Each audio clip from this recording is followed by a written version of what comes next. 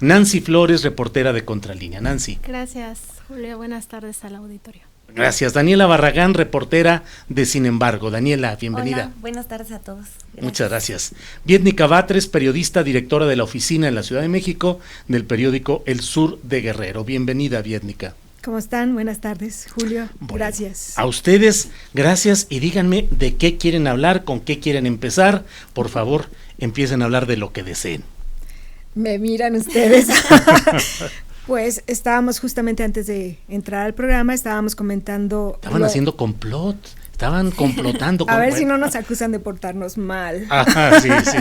Pero justamente estábamos hablando de un tema que obviamente está en el aire, en el ambiente, entre los periodistas, que es pues lo último que ha dicho López Obrador, el presidente, sobre medios, su relación con la prensa y específicamente el caso de Proceso. Estábamos comentando eso, pues porque algunos estamos como consternados, preocupados por las declaraciones. El presidente se refirió a Proceso y entre otras muchas cosas que dijo, habló de los medios independientes y dijo, es un tema, él dijo, es muy cómodo ser independiente. Y yo pienso que el presidente realmente generaliza muy frecuentemente, pero no tiene mucha idea de lo que significa ser un medio independiente en este país, si dice que es muy cómodo. ¿Cómodo en qué sentido? Porque los medios independientes no tienen un soporte como los medios que pertenecen a empresas, a conglomerados, a consorcios, no tienen un soporte financiero y es muy complicada la vida de un medio independiente. Yo lo sé de cierto porque estuve en MX 11 años de mi vida trabajando en MX, era socia de la empresa, nos salimos del Universal para fundar este medio sin un solo peso. Recurrimos a la gente, recaudamos fondos y después fue muy complicado nuestro desarrollo porque entre otras cosas se nos ocurrió hacer una portada con Calderón en donde poníamos frases sobre su cara. Alguna vez lo he tuiteado esa portada y eso fue en el primer año de la revista y eso nos significó estar vetados en la publicidad oficial un año. Entonces, bueno, éramos un medio independiente. Cuando decimos medio independiente, ¿a qué nos referimos? Pues es un medio que no tiene una agenda política per se propia, que no tiene, decía, estas conexiones con otras empresas de las que puede tomar dinero, que le subsidian, digamos, que financian su existencia y que no tiene intereses, no defiende intereses políticos, económicos, específicos de algo. Su interés, digamos, es hacer periodismo y cumplir una agenda ciudadana. Era el caso de MX, entonces pues no era cómodo, en ningún sentido fue cómodo. Estos 11 años que existió MX no fue cómodo y peleamos mucho, digamos que para subsistir, dimos una batalla grande para subsistir y tener una influencia y darnos a conocer. Tampoco teníamos la posibilidad de anunciarnos en televisión o en radio y estar sacando spots para que la gente nos conociera. Entonces sí, es difícil. Muchos premios de MX y sin embargo muchas investigaciones importantes y sin embargo la publicación tuvo que tuvimos que decir adiós justamente porque no estábamos en la comodidad, digamos, de algo que nos garantizara funcionar bien, ¿no? Y cuando vimos que íbamos a funcionar con muchas carencias, decidimos mejor dejar de hacer el periodismo que estábamos haciendo. De hecho, nos toca a nosotros en MX la última parte del auge de los medios digitales, ya después vino, bueno, más o menos cuando nosotros íbamos saliendo, digamos, vino Sin Embargo, Animal Político empezó a tener también ya un peso específico. Hay muchos medios digitales, bueno, periodistas de a pie, que son medios independientes y que funcionan justamente porque tienen una agenda ciudadana y responden a eso. Daniela Barragán. Exacto, lo preocupante de lo dicho por el presidente el lunes es que tiene consecuencias directas, ¿no? Por ejemplo, estamos hablando de que el sexenio pasado se repartieron 60,000 millones de publicidad en medios muy específicos, en millones de pesos, y digamos que hay ciertos medios que tienen su colchón económico ahí, ¿no? Para poder sobrevivir ante cualquier embate, ¿no? Pero, por ejemplo, está Proceso y en el caso también del lunes que el presidente nos aludió a Sin Embargo, que pues fuimos brutalmente castigados con la publicidad oficial. Entonces, si por ejemplo el presidente dice de Proceso, yo ya no los leo, pues cuántas personas no van a seguir esa corriente, ¿no? De decir, no, pues ya no voy a leer porque el proceso ya está en el bajísimo nivel, cuando pues ahorita está haciendo todo lo contrario, no está haciendo proceso, la de siempre, ha sido como lo ha sido siempre. Entonces, pues también nosotros nos ponemos a pensar, pues si el presidente sigue con este tipo de comentarios hacia este tipo de medios que sí somos independientes, realmente independientes, pues sí nos podemos ver afectados, y no porque no nos den publicidad, eso digamos, estamos acostumbrados, sabemos sacar la chamba sin ese dinero, pero pues la credibilidad, que es la que cuesta y no necesariamente se ve reflejada en un precio específico, pues sí se nos empieza a afectar. Entonces yo creo que ahí está la gravedad de lo dicho por el presidente, porque sí hay consecuencias muy fuertes y tiene que cuidar un poco más eso. Nancy Flores. Yo creo también que no está evaluando, digamos, la situación que vive México. México es considerado a nivel internacional uno de los países con más agravios a la prensa, ¿no? Es también los altos índices de asesinatos de periodistas son gravísimos, ¿no? Hay organizaciones internacionales, la Comisión Interamericana de Derechos Humanos, la Organización de las Naciones Unidas, que han apuntado en muchas ocasiones que México ya está en niveles de tal agresión hacia la prensa que estamos peor que países que están en guerra, ¿no? Y el presidente debería de tomar esto en cuenta, no agredir a la prensa y sumarse a ese tipo de agresiones por cómo se ha comportado en estos meses que lleva en el gobierno y cómo ha venido tratando a la prensa. La gente, la sociedad reacciona. Esto que decía Daniela es muy real, ¿no? La sociedad va a veces a las mañaneras afuera y le dice a todos chayoteros, o sea, no están viendo, ay, tú eres de un medio independiente, tú eres de... Pues ya ha habido agresiones en ese sentido. Y todos acaban siendo chayoteros para la gente, y eso es muy grave porque se suma digamos, al cúmulo de agresiones que vive la prensa ya clima adverso, en nuestro país, exactamente. Viednica, y sin embargo, ahora sí, sin embargo con Portal, y sin embargo, pues los casos de corrupción continúan, y la prensa denuncia como históricamente lo han hecho muchas de las publicaciones que estamos hablando en esta mesa, y el poder político parece que sobrelleva las cosas y finalmente no hay demasiadas consecuencias. Sí, mira, otra cosa que decía el presidente era acerca de la transformación, porque dijo, solo es criticar la realidad, analizar la realidad y nada de transformarla. Y bueno, aquí es muy importante este asunto, porque cuando un periódico hace su trabajo, los periodistas hacen su trabajo y publican reportajes que denuncian una realidad, ahí estamos incidiendo en la transformación de esa realidad. Ahora, no es el papel de los periodistas hacer más, o sea, ¿qué quiere que nosotros salgamos y no sé, detengamos a alguien? No lo podemos hacer, no es nuestro papel. Nuestro papel es, ahí está, como decía Arturo Rodríguez ese mismo día en la rueda de prensa, pues es informar, y nosotros estamos informando, y con eso la gente tiene elementos para tomar una posición, para tener una opinión, para orientarnos, ¿no? Pero a quien le corresponde actuar, más allá del asunto, es a las autoridades. Entonces, ¿qué vamos a hacer si se denuncian casos como, no sé, todos los que hemos denunciado, Fertinal, bueno, está pendiente todo el asunto de Duarte en Veracruz, ¿no? Toda la estafa maestra, en fin, es muy frustrante para los periodistas sacar información que debería incidir en la realidad y no incide, pero ya no nos toca a nosotros hacer más que eso, ¿no? Daniela, sí. Y aparte de lo que nos está diciendo Viednica, pues qué casos como este de Fertinal, que finalmente quedó opacado por la discusión sobre los dichos del presidente y las reacciones, y el asunto de Fertinal y Salinas Pliego y todo, que fue la portada que causó toda esta discusión, pues no se ha avanzado mayor cosa. Sí, exacto. A mí me queda un poco de duda de saber qué es lo que está leyendo el presidente, qué medios está leyendo, porque, o sea, en todos estos meses, muchos medios hemos estado día y noche trabajando temas justamente que salgan de Fertinal, de Lomelí, de todos estos casos agronitrogenados.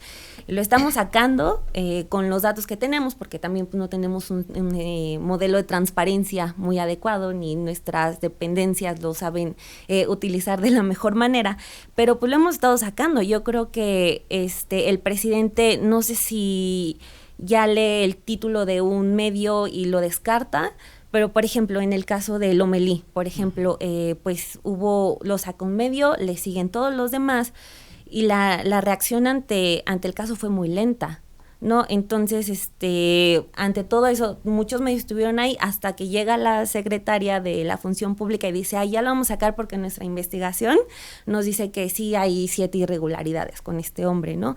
Entonces, más bien, el presidente está haciendo oídos sordos de la prensa que le está diciendo, oye, hay estas cosas, ahí está lo de Caja Libertad, está esta otra línea de investigación que se puede tomar, pero pues no sé qué esté leyendo el presidente ahorita, con qué se esté informando. Fertinal, ¿cuál es la esencia de todo ese trabajo que publicó Proceso, pero que además ha sido abordado por muchos otros medios desde diferentes ángulos, Nancy Flores? Fertinal, como tú decías, es un tema que no se ha judicializado, o sea, está por una parte la denuncia ya que procedió por el caso de agronitrogenados y está por otra Odebrecht, ¿no? Uh-huh. Pero en el caso de Fertinal, que es digamos que a los tres los une el mismo personaje, que es Emilio Lozoya Austin, el exdirector de Petróleos Mexicanos, ese no está judicializado.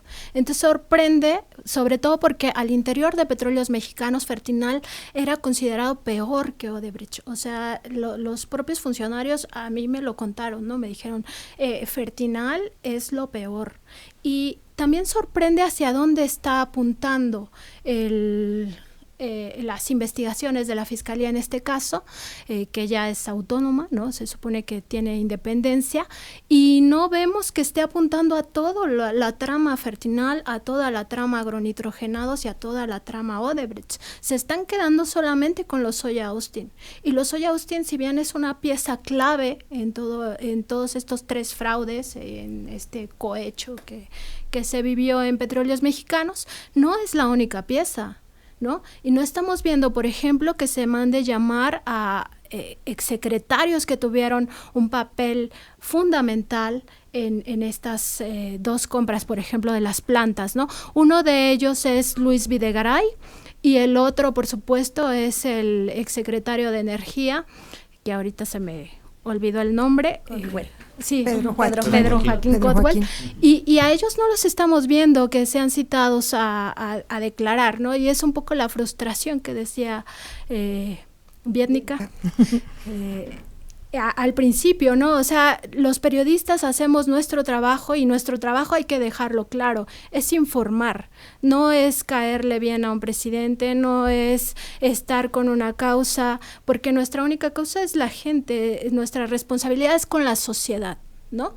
Y entonces, digamos, esa es la frustración, que si bien están todas las piezas ahí detalladas en todas las investigaciones periodísticas que han hecho muchos medios, nosotros también en Contralínea hemos investigado mucho acerca de Fertinal, agronitrogenados y Odebrecht, el punto es que no se avanza con los responsables de eso. Claro. Les comparto una información que está entrando ya a los diferentes medios. Lo tomo del portal de Pájaro Político, que dice: lo último, un juez federal en materia de amparo otorgó una suspensión definitiva a Emilio Lozoya, exdirector de Pemex, por la orden de aprehensión girada en su contra por el caso Odebrecht, informó el Consejo de la Judicatura Federal. A Lozoya, en este caso, se le buscaba aprehender por los delitos de lavado de dinero, asociación delictuosa, cohecho, ninguno de los cuales amerita prisión preventiva oficiosa. Pues yo ya a veces no entiendo, bien, Dica. Pues, o sea, en el fondo tenemos tantas evidencias, tantos datos y decisiones de jueces van, muchas veces se culpa al Poder Judicial, se le van encima al juez, corrupto, chayotero, mentiroso, y también a veces las indagaciones desde la propia Fiscalía están mal hechas y generan los criterios de los jueces que son adversos, y muchos de estos casos pareciera que fueron sembrados desde el gobierno federal anterior de Enrique Peña Nieto para favorecer a toda su gente, como Javier Duarte, como el propio Emilio Lozoya. ¿Qué piensas sobre todo esto, Biednica?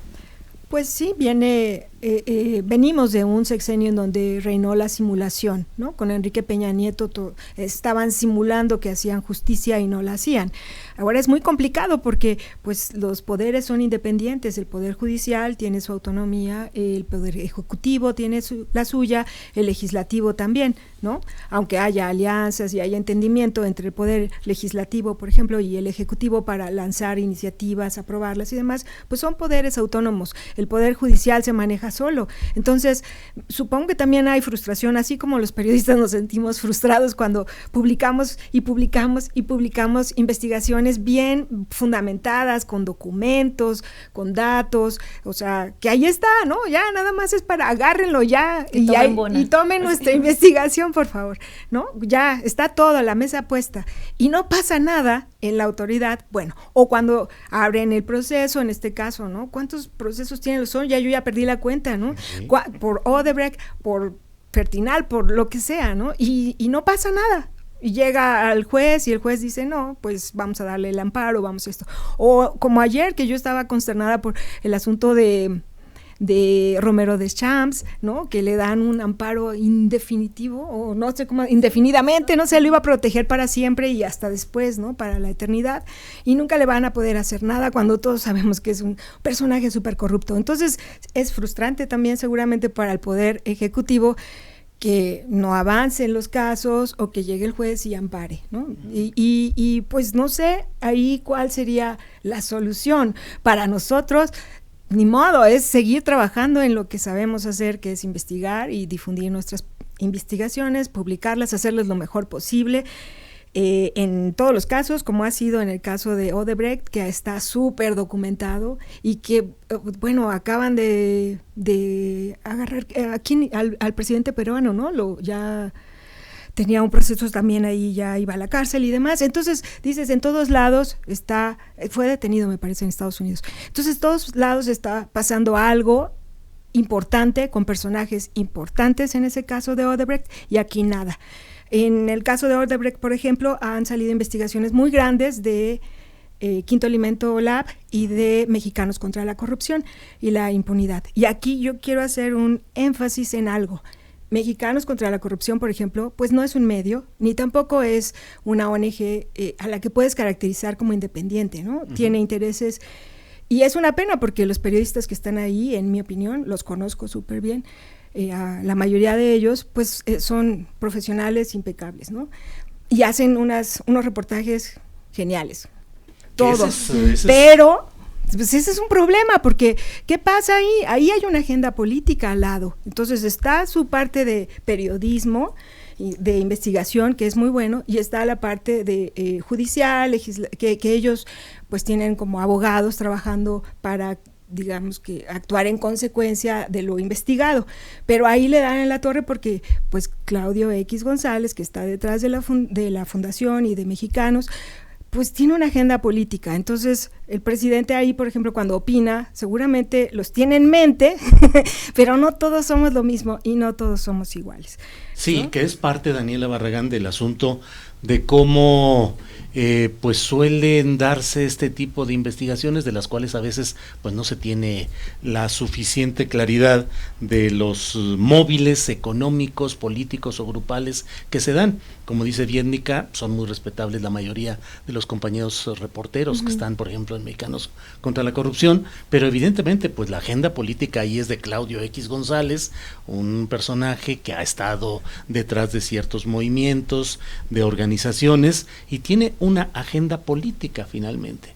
Pero pues ya no sabemos, Daniela, qué hacer frente a todo esto. ¿Cuántos casos, cuántos movimientos y un escenario político cambiante? Exacto, sí, regresando a ese tema al inicial, ayer fue lamentable la decisión de la protección eterna para Romero Deschamps, y ahorita esta es pues devastadora, ¿no? Doblemente devastadora, porque pues sí, o sea, si con Romero Deschamps, de quien se tienen casi todas las piezas puestas para enjuiciarlo, se está ya salvado de por vida, pues no sé a dónde se pueda voltear ahora, ¿no? Entonces, pues con Lozoya vamos a ver cómo avanza.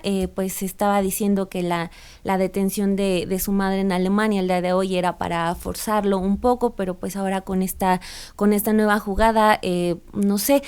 También desconozco si en 6 años trabajaron mucho este mecanismo de protección, porque pues obviamente sabían, ¿no? El día de hoy, el abogado de Lozoya, Javier Coello, vuelve a mencionar otra vez que están Videgaray y Peña Nieto, así como los principales implicados en los casos de Fertinal.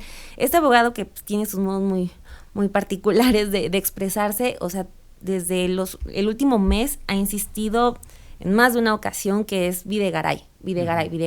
Sin embargo, también Videgaray también está muy implicado en Caja Libertad, pero no hay nada con lo que se le pueda señalar directamente. Entonces, no sé si ahora también, incluso con los trabajos de la Fiscalía, también desarrollaron una estructura para protegerse de todo, y por eso tenemos estos fallos que los libran de todas, pero pues no, o sea, nos están dejando todo el país, y digo a todo el país, sin una salida para enjuiciar a los claramente culpables, ¿no?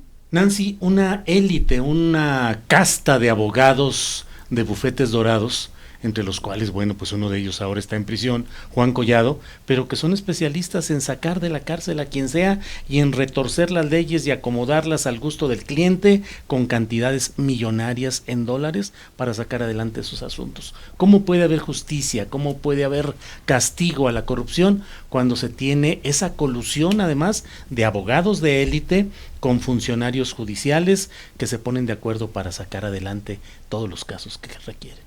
Pues creo que sí se debe de desmontar toda la estructura de corrupción que se ha armado a lo largo de muchísimos años en este país, y sí se tiene que hacer una revisión profunda del Poder Judicial. Yo sí creo que el Poder Judicial es uno de los más corruptos de este país, con casos terribles, porque al final del día, cuando un juez sentencia a alguien inocente, pues su vida va de por medio, ¿no? Y cuando deja libre a un delincuente de cuello blanco, pues sigue ocurriendo lo que ha venido ocurriendo con el saqueo a México histórico que tenemos. Entonces, pienso que para poder llegar a la justicia y que también no haya estos consorcios de abogados, ¿no? Que sí, uno de ellos ya está ahí pues encarcelado, y vamos a ver hasta dónde llega ese caso de Juan Collado, pero finalmente toda esta casta subsiste también porque hay corrupción en el Poder Judicial, porque esto les permite precisamente sacar a todos estos delincuentes de cuello blanco, sobre todo, ¿no? De cualquier problemática.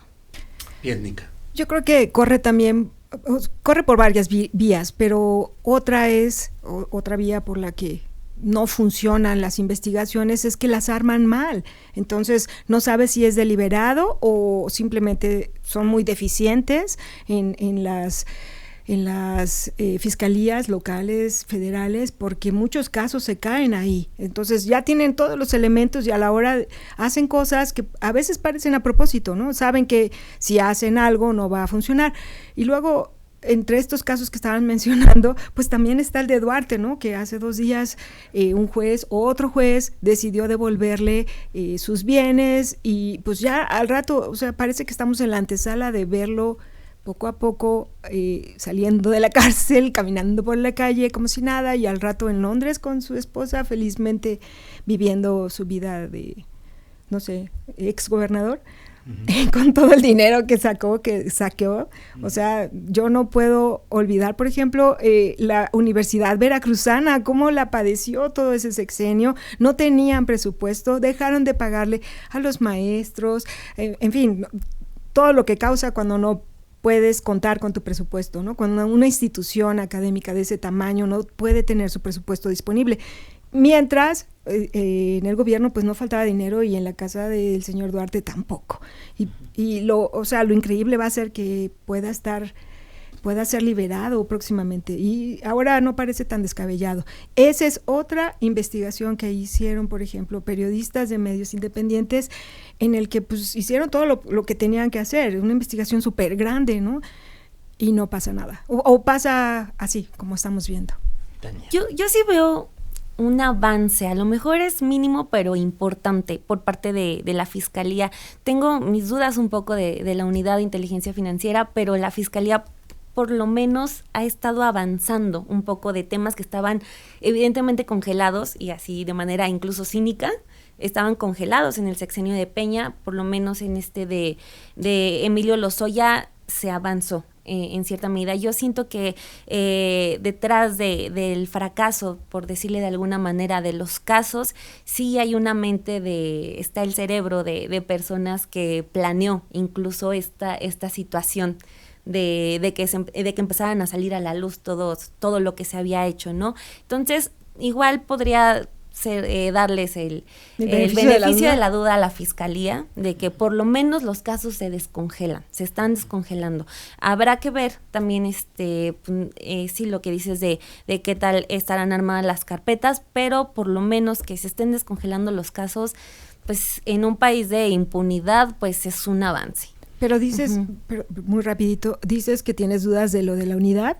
A mí me parece que está haciendo algo que nunca vimos antes, que es congelar esos bienes, esas cuentas que tienen origen sospechoso. No, por lo menos lo está difundiendo. Seguramente hubo muchas cuentas congeladas antes, pero no sabíamos de quiénes y no sabíamos por qué. Y ahora pues lo está difundiendo el encargado, y que es Santiago Nieto. Y creo que es muy importante tener conciencia de que cuando congelas las cuentas hipermillonarias de grupos como de los guachicoleros, por ejemplo, pues dejan de tener la posibilidad de operar, y muchas veces nosotros hemos publicado como si congelas bienes, por ejemplo, de origen ilícito como del narcotráfico, pues los cárteles tienen dificultades para seguir operando. Sí es una medida importante, y antes no vimos, o yo no recuerdo que viéramos, que se estaba informando constantemente de todo eso. Nancy, hemos ido avanzando en este terreno de la corrupción. ¿Hay algunas cosas que puedan celebrarse desde el punto de vista periodístico? Yo creo que todavía no. O sea, no al 100%, sí creo que ha habido algún avance. En el caso de la Unidad de Inteligencia Financiera, a mí nada más me preocupa un poco precisamente toda esta publicidad que está dándole Santiago Nieto a los casos, porque esto daña el debido proceso, y muchos de esos casos se pueden caer ya llegando al juez, judicializados. Y a mí sí me preocupa porque la Unidad de Inteligencia Financiera es este órgano técnico de Hacienda, precisamente que revisa toda todo el camino del dinero, la ruta del dinero. Y ya pasó con Hidrocina, ya se le cayó esa investigación, ya le descongelaron las cuentas a los hermanos Karam. Entonces, yo creo que la Unidad de Inteligencia Financiera sí tendría que ser discreta en esta parte de la investigación, en tanto no se lleva a los delincuentes a la cárcel. Y a mí me parece que sí es grave que esté publicitando, no sé si para que él tenga notoriedad en la prensa o para qué lo hace, pero sí pone en riesgo los casos al final del día. Y eso yo creo que sí debería de tener el foco de atención el presidente si realmente quiere combatir la corrupción, porque el trámite que hace la Unidad de Inteligencia Financiera en toda la investigación es muy importante. Es el que revisa precisamente la ruta del dinero y el que puede cuadrar dónde está precisamente esas ganancias ilícitas que se han llevado sobre todo del pueblo, ¿no? Lo que han saqueado del gobierno. Sí. Bien, vamos a hacer una pausa comercial y volvemos en esta mesa de periodistas con Nancy Flores, Daniela Barragán y Vietnica Batres. Ya volvemos.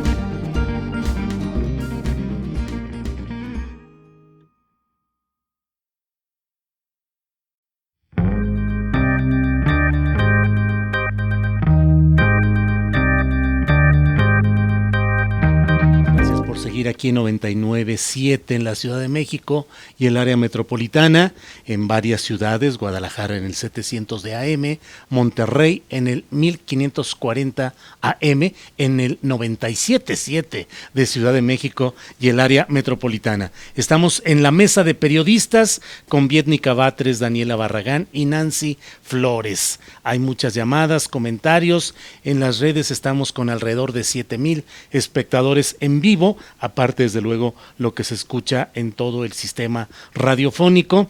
Pero bueno, ¿y qué va a pasar con Romero Deschamps? Les pregunto y conteste quien desee. ¿Qué va a pasar con Romero Deschamps? Yo tengo el peor pronóstico para nosotros. A ver, dilo por favor. La va a librar, porque regresando al tema de los abogados que tienen, o sea, creo que tenían medido este escenario donde ya estuviera casi atrapado por completo, y la va a librar porque también se pueden sacarlo de la edad, de que ya está muy grande, si está enfermo, se puede, pero veo también una posibilidad de justicia si se va siguiendo la línea de la familia. Hoy en Sin embargo, se publicó una nota de una demanda de los trabajadores de Pemex en la que señalan que los familiares y amigos de Romero Deschamps están en la nómina de Pemex y que aparte todos los bienes inmuebles del sindicato se privatizaron y también ya están en manos de la familia, ¿no? Entonces, aunque Romero Deschamps la logre librar, yo creo que sí se podría seguir una línea con toda esta red que tejió dentro de Pemex. Bueno, y también en ese caso ha habido pues mucha ostentación de parte de la familia. Todo el mundo recuerda seguramente las fotos, los comentarios en redes sociales de la hija de Romero Deschamps, de ella y su perrito en un jet privado. En fin, hay materia, hay carnita ahí como para que sí se siga, como en el caso de Lozoya, ¿no? Si hay colusión, si los familiares no solamente están disfrutando de bienes que pertenecen al sindicato, es decir, a Pemex y la Nación, indebidamente, pues también podrían ser cómplices y ser prestanombres, ¿no? Y tener, digamos, la posibilidad de ser acusados vía legal, vía formal, para que se les juzgue, ¿no? Si a Romero Deschamps, Carlos Romero Deschamps no, pues la familia. Nancy. Que yo también creo que aquí hay todo una estructura que se armó, ¿no? Para favorecer a este personaje que además hay que decirlo, lleva 30 años ahí enquistado como líder del sindicato petrolero, y este sindicato es uno de los más importantes. Hay 200,000 trabajadores afiliados al sindicato. Pemex es la empresa más grande de México, la empresa estatal más grande, más importante, y de ese tamaño debe ser la riqueza de Romero Deschamps Malavida a todas luces. No solamente se trata de lo que Romero Deschamps ha logrado saquear o esquilmar a los propios trabajadores a través de cuotas y todo esto que se les cobra todo el tiempo, sino también de lo que ha logrado quitarle a la empresa a través de todos estos convenios que son secretos. Yo aquí de hecho traigo un amparo indirecto que me llegó como tercero interesado. Me llegó el 26 de marzo de 2019 porque volví a insistir que quería conocer los convenios entre el sindicato y Pemex para saber qué son todo eso que les están dando a los líderes sindicales sobre todo. Y es que tienen de verdad todas las canonjías posibles. Les pagan viajes, les dan digamos el efectivo, les dan como prestación de lo que han logrado ganar el combustible para sus vehículos, les dan dinero para becas de los trabajadores, que quién sabe si les llega realmente a los trabajadores o no. Han tenido todo lo que se imagine uno, ese sindicato petrolero, ¿no?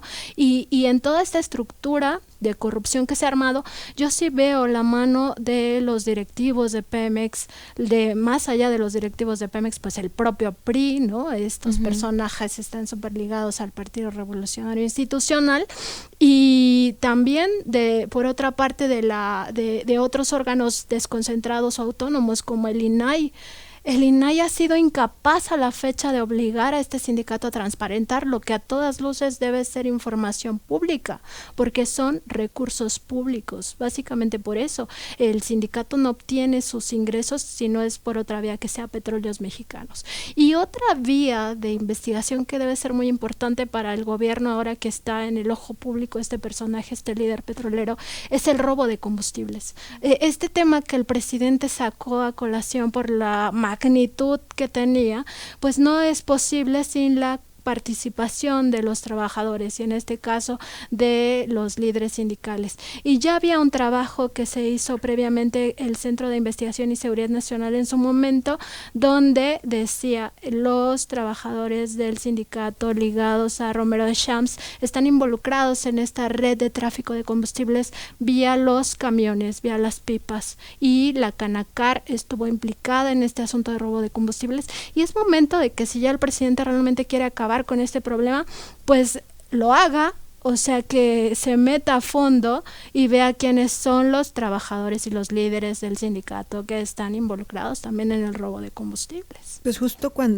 ahora que lo mencionas, ¿no? Estaba pensando que en la foto grande, digamos, si vemos la foto completa del asunto, pues debe ser interés primordial del presidente, Andrés Manuel López Obrador, que este asunto se resuelva, porque parte de lo que estuvo denunciando al principio cuando dio a conocer todo lo que se iba a hacer para combatir el huachicoleo, pues estaba justamente el robo de combustible, pero a nivel delincuencia organizada, ¿no? Porque luego pensamos en los huachicoleros como, ay, son unos cuates ahí, no sé, unas banditas, claro, sí, aliadas con algunos narquillos en los estados, y no, es todo un asunto grande, ¿no? De pues que pone en riesgo, digamos, que el interés del Estado, incluso porque no son grupos aislados, porque hay funcionarios importantes implicados y se ha agarrado a algunos. Bueno, no salió por ahí hasta un cuate que estaba trabajando en el Estado Mayor Presidencial, un general.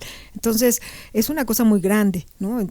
Y pues por supuesto que llega al sindicato y a Romero de Champs. Además, porque el propio presidente lo que dijo, lo que fue revelando de todas estas investigaciones que llevaban, es que el peor robo de combustibles ocurría dentro de la empresa, o sea, con gente que estaba al interior de la paraestatal, bueno, ahora empresa productiva del Estado, saqueando el combustible, ¿no? O sea, decía, una cosa son los huachicoleros, estos pequeños digamos, grupos que están saqueando a través de tomas clandestinas. Eso no es lo relevante es que se roban lo que se roban desde dentro de la propia empresa. Había fotos, ¿no?, de instalaciones paralelas adentro de las...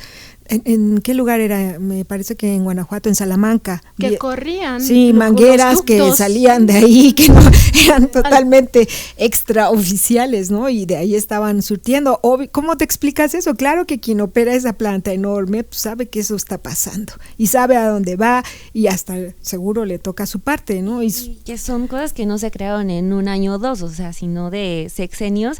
Y justo quería mencionar que el hecho de sacarle las cuentas a Romero de Champs es sacar las cuentas de quien lo dejó operar, y en este caso pues fueron personas de dos partidos, el PRI y también el PAN, o sea, de Champs es también Fox y es también Felipe Calderón, ¿no? Entonces con ellos operó también como quiso, como así como rey, y también tienen que rendir cuentas los panistas sobre por qué se dejó construir a esta persona su gran castillo, ¿no? Ahora, no sé cómo perciban ustedes la circunstancia nacional. Estamos hablando del gran reclamo de los mexicanos contra la corrupción, la esperanza volcada en urnas en julio del año pasado, la instalación de un gobierno con expectativas de cambio, con una voluntad personal del presidente López Obrador de estar activo, estar declarando las mañaneras, los viajes y todo. Y al mismo tiempo una circunstancia económica complicada. Leíamos un reporte de Citibanamex donde habla de pues una inflación preocupante y una perspectivas de crecimiento preocupantes, y dice que no se deben a factores externos sino a factores locales, pero en el fondo, ¿qué tanto todo este conjunto de factores de corrupción, de impunidad, de desigualdad económica que se ha vivido en México están hoy presionando para impedir que puedan irse cumpliendo estos propósitos de López Obrador? Yo creo que hay una parte que no estamos viendo, evidentemente, que es todo lo que sucede, digamos, tras bambalinas en el poder, en cómo funciona el poder. Hay grupos grandes que tienen que inciden en la economía a nivel nacional, que están presionando también. Entonces, he comentado algunas veces en corto que para mí este año es muy importante porque es como el año de la novatada, en el que todo el mundo está aprendiendo a hacer las cosas de otro modo. Hay la intención de hacerlas, no siempre se hacen de otro modo, pero hay una intención y creo que eso es importante, hay que destacarlo, hay la intención. Ahora, lástima porque también se tiene que saber cómo hacerlo, porque si no vas a meter las patas y vas a causar, digamos que muchos problemas uno tras otro. Pero aquí hasta los propios empresarios que tienen, estos empresarios que tienen los grandes poderes, el gran poder económico aquí en el país, pues han sido cautos, saben que no se trata, o sea, ya no pueden hacer lo mismo como en el error de diciembre, nos llevamos nuestros capitales y ya no nos importa cómo quede el país, porque ahora ellos también van a ser afectados, ¿no? Bueno, lo han sido antes, pero digamos que tenían quien les cubriera las espaldas, ahora no es tan fácil planteárselo así, entonces han sido cautos y creo que atrás, en esa parte que no estamos viendo, se están resolviendo muchas cosas en ese nivel, ¿no? Claro. Nos quedan ya poquititos minutos. Sí, yo sí creo que se debe aceptar un poco que se optó por hacer las cosas por una vía distinta, ¿no? O sea, por ejemplo, los indicadores de empleo sí están siendo preocupantes. Andrés Manuel está diciendo, no, que ya está lo de jóvenes construyendo el futuro. Todavía no sabemos, sí tenemos que aceptar que estamos en una especie de experimento en cuanto a la economía interna, pero pues por eso se votó, ¿no? O por eso votaron por Andrés Manuel tal cantidad de personas, porque sí, evidentemente iba 30 millones, los famosos 30 millones. Sí. Evidentemente sí, las cosas iban a ser de una manera distinta. Ahora hay que ver, pues los números obviamente importan, a ver si se empieza a alcanzar el objetivo que se planteó el presidente para este primer año de crecimiento. Se ve muy complicado, pero pues a ver qué cuenta rinde. Nancy Flores, te toca cerrar toda esta ronda porque ya se acaba el tiempo. Pues sí va a ser muy complicado. Yo sí veo que hay una, si bien tal vez no recesión, como ya muchos están alarmados, ¿no? La recesión en México. No, pero sí hay una contracción de la economía, eso es muy obvio, es muy evidente, y también es obvio que eso sí va a golpear los planes que tenía agendados el presidente López Obrador. Sin embargo, yo creo que sigue siendo muy temprano para decir si esto va a funcionar o no, o sea, apenas vamos en el 7º mes y nos faltan el resto, ¿no? Los 6 años. Entonces, 5 años, que no son muchos, dijo Andrés. 5 años con 3 meses, una cosa así, pero pienso que es prematuro saber si esto va a resultar o no, y también creo que hay que darle el beneficio de la duda en todos los aspectos, o sea, en el económico vamos a ver cómo camina lo que también es un elefante blanco, elefante reumático, no elefante blanco, que es la economía, ¿no? Yo creo que, como decía Vietnica, ha habido un respaldo de los propios empresarios, no tanto por su interés, sino porque necesitan también del país, ¿no? O sea, no pueden como salirse, bueno, hoy te doy la espalda ya y te quedas con tu país, porque este país les ha dado mucho también. Entonces vamos a ver. Bueno, pues muchas gracias por esta oportunidad de dialogar en la mesa de periodistas, hoy con Vietnica Batres. Vietnica, gracias. Un placer, invítame más seguido, por favor. Bueno, claro que sí, con mucho gusto. Daniela Barragán, gracias. Muchas gracias a ustedes. Gracias, Daniela. Nancy Flores, gracias. Gracias, Julio, y gracias a Vietnica y a Daniela y al auditorio. Bueno, pues muchas gracias por esta oportunidad de compartir puntos de vista y